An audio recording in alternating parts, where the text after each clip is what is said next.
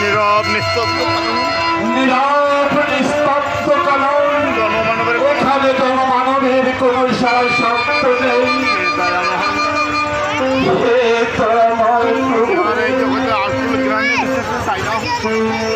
আমি এই আত্মগ্রামীতে আর বেঁচে থাকতে চাই না ঠাকুর।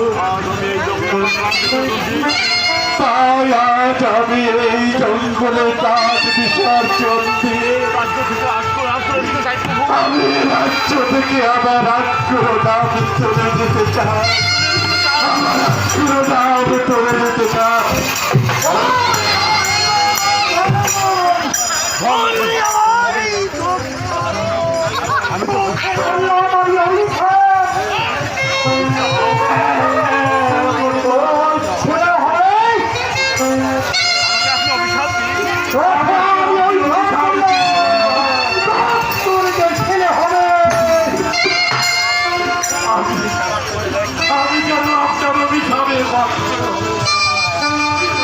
আমি যেন আপনার অভিশাপে ভক্ত হয়ে যাই।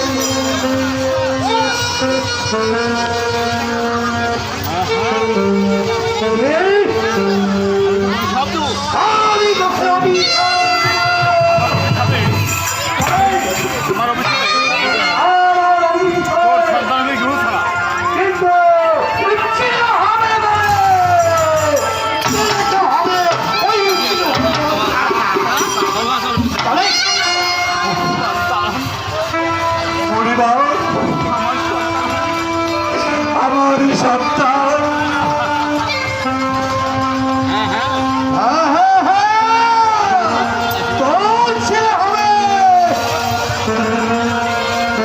আমার সন্তান হবে, আমাকে বাবা বলে ডাকবে।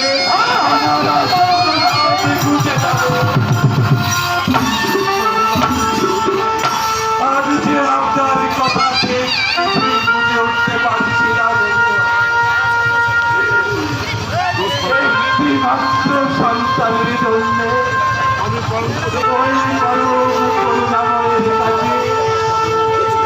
কতই না চেয়েছিলাম। আমি আমি একটি সন্তান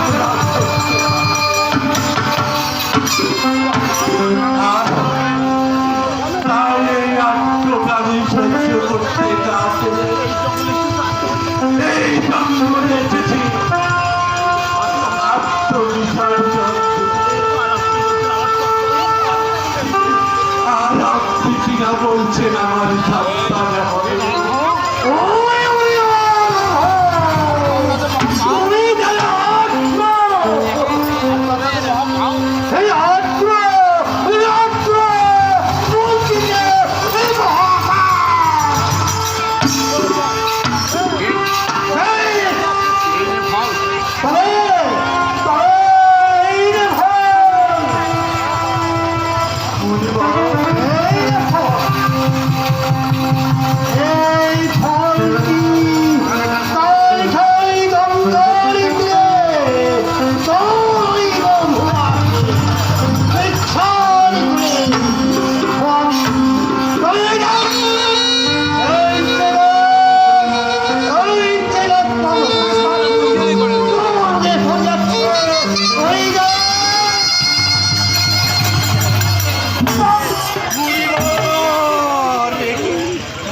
অদৃশ্য হয়েছিল না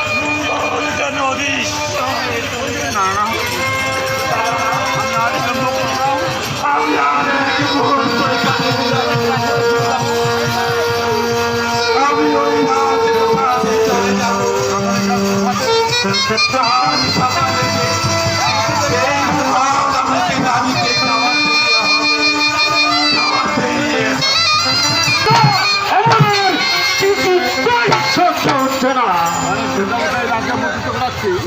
এতদিন যাবৎ এই রাজ্যে মন্ত্রিত্ব করে আসছি শুধু একটি মাত্র শর্তে।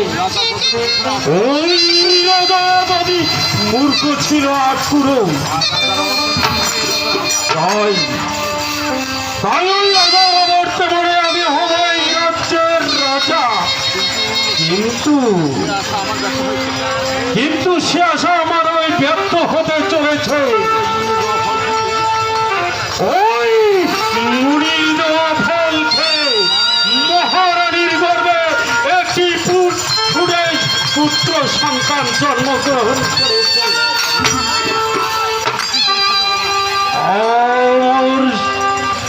আমার যেভাবেই যে করেই হোক এর একটা উপযুক্ত ব্যবস্থা করতেই হবে, কিন্তু এর উপায়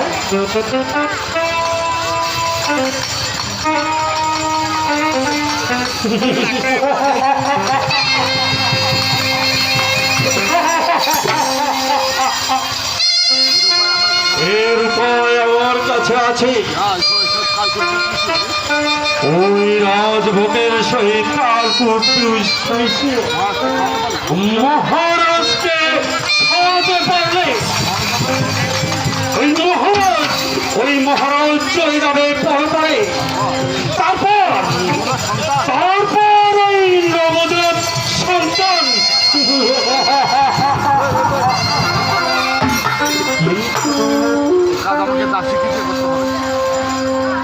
এই কাজটি তাহলে ওই দাসীকে দিয়েই করাতে হবে। কোথায় দাসী, কোথায় দাসী?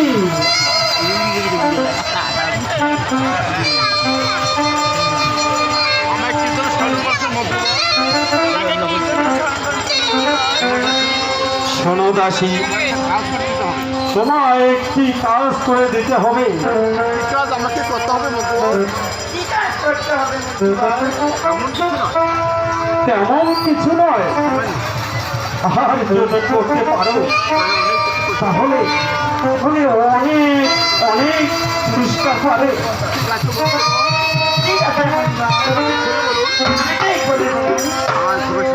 ওই রাজভোগের সহিত কালকুট বিষ মিশিয়ে মহারাজকে খাওয়াতে পারবে।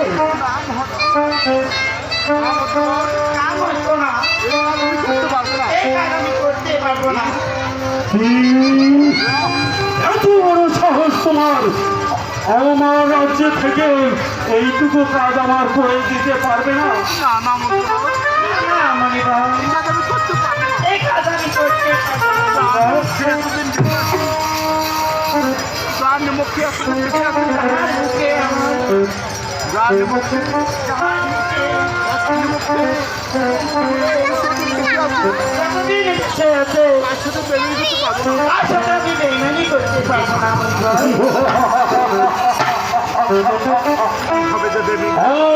কিভাবে যে বেইমানি করাতে হয় আমার কাছে আছে। তুমি শুধু আমার কথায় ভালোই ভালোই রাজি হয়ে যাও। আর যদি এই কুসুম কথায় তুমি রাজি না হও তাহলে এর পরিণাম যে কত বড় ভয়ঙ্কর হবে তা তুমি নিজেও জানো না।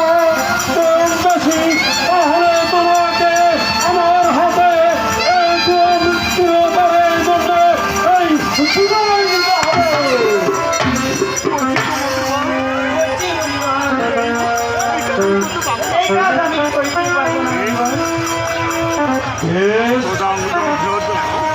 সোজা আঙ্গুলে যখন ভিড় উঠবে না তাহলে এবার আঙ্গুলটা আমাকে বাঁকা করতেই হবে।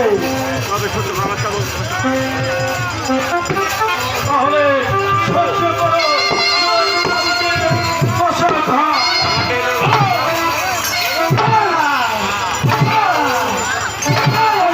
কিনা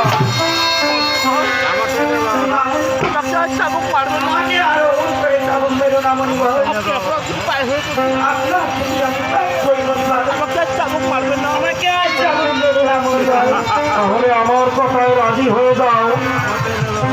আমি তো আগেই বলেছি আমার কথায় যা কিছু করবে অনেক ভালোই হবে। আর এটাও শুনে রাখো, এই কাজটুকু যদি তুমি আমার করে দিতে পারো তাহলে তোমাকে এই রাজ্যের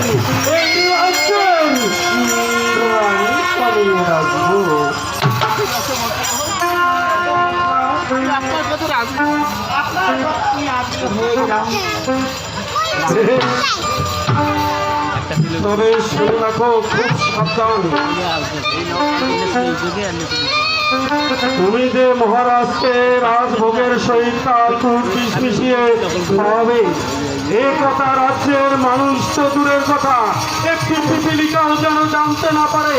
আর যদি শুনে তুমি কাউকে জানিয়েছ, তাহলে বুঝতে পারো আমার শুধু চালক নয়, এরপরেও আরো কত কঠিন, কত নির্মম আমি হতে পারি।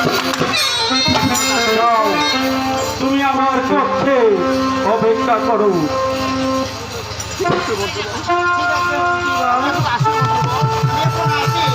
তাই যাও।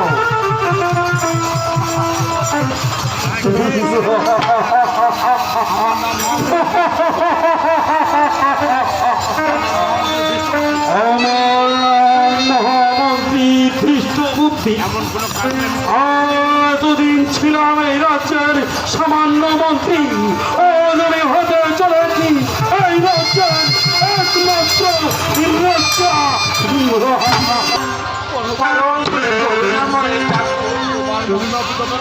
তোমার নীলাজে বুঝা বড় কঠিন, তোমার কৃপায় আমার প্রসাদ আলোচিত করে চাঁদের মতো ফুটফুটে এক পুত্র সন্তান জন্ম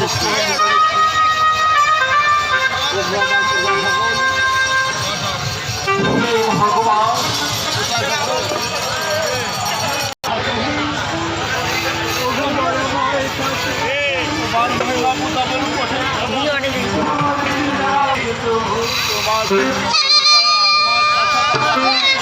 আজ তোমার আমার প্রসাদ আলোকিত করে চাঁদের মতো ফুটফুটে সন্তান জন্মগ্রহণ। তাই আমি আজ মনের আনন্দে এই রাজ্যের শুরু করে গাছরা চৌরাটা মিত্রবাসী সবাই যেন আনন্দে মুখরিত হয়।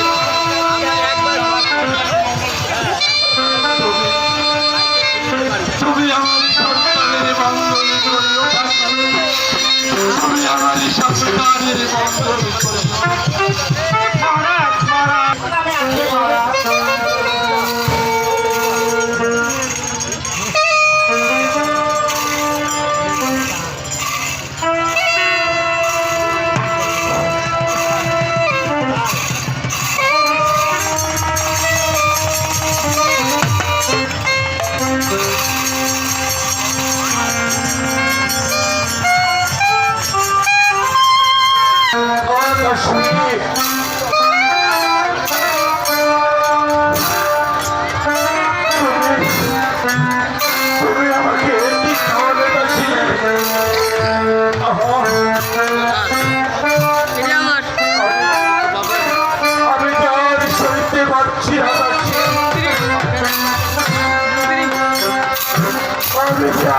করতে পারছি না। আমার বুকটাকে ফেটে যাচ্ছে, শরীরটাকে ফুলে যাচ্ছে।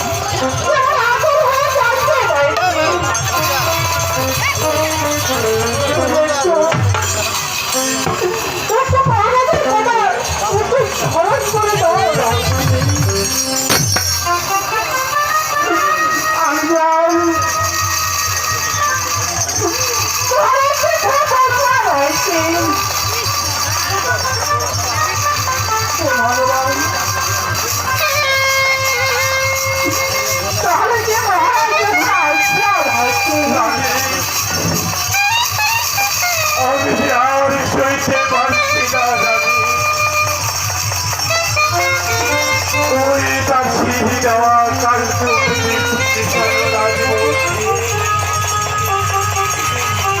জীবন রে করে দিতে লাগে মহারাজ মহারাজ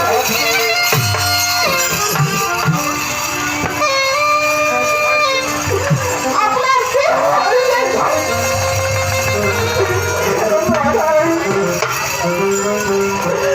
আপনি এরকম হয়ে যান কেন মহারাজ আমি বলো দাদাজি ওই দাসি বিধবা কাল করে খেতে কেন রাজব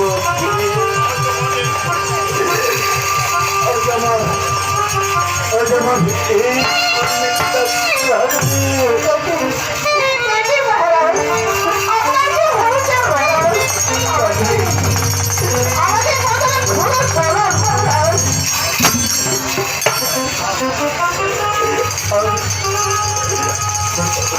আমি আর পারছি না দেখে ওকে মহারাজ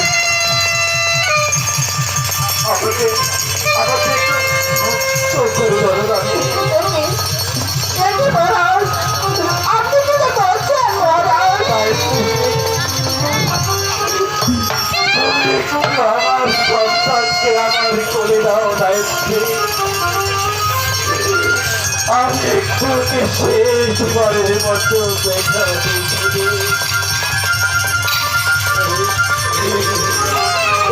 আমার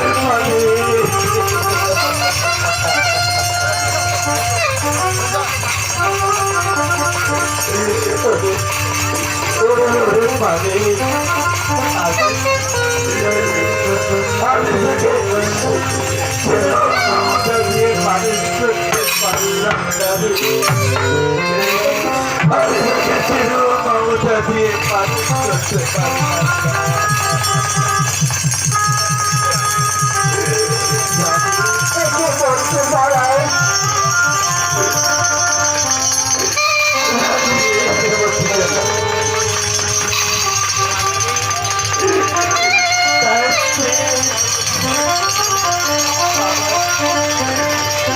আমার মুখের বাড়ি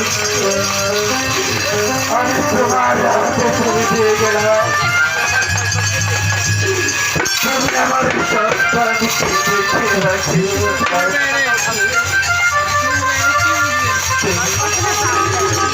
তুমি আমাকে কথা দাও দায়িত্বে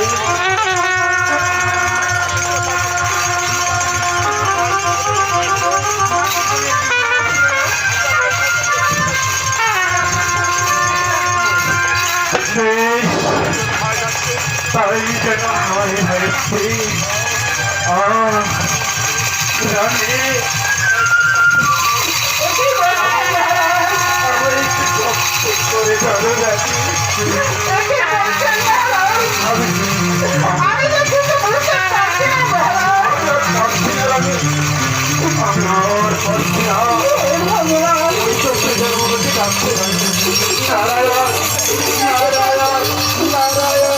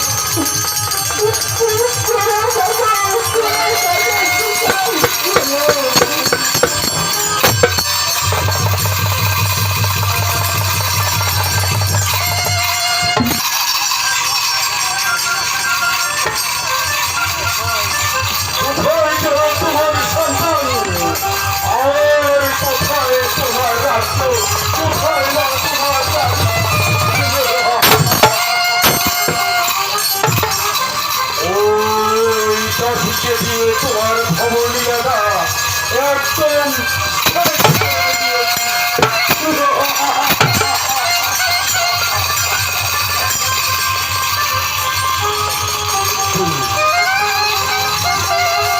এখন এখন আগে ওই মুখোমুখি সরকারের ব্যবস্থা করে নেই তারপর তারপর তারপর আমার অভিষেক কোথায় কালুয়া ভালুয়া কোথায় কালুয়া ভালুয়া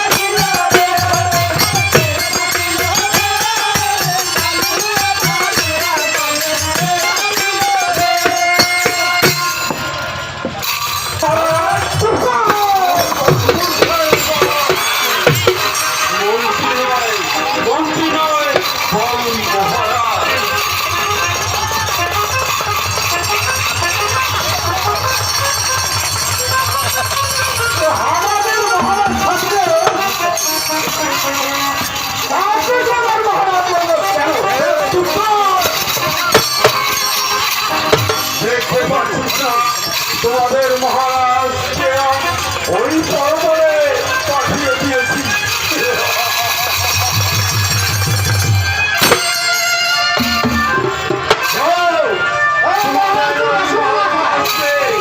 ওই শ্মশানে পুড়িয়ে ধ্বংস করে দিয়েছি। আমাদের বক্তৃতা হ্যালো তোমাদের বক্তৃতা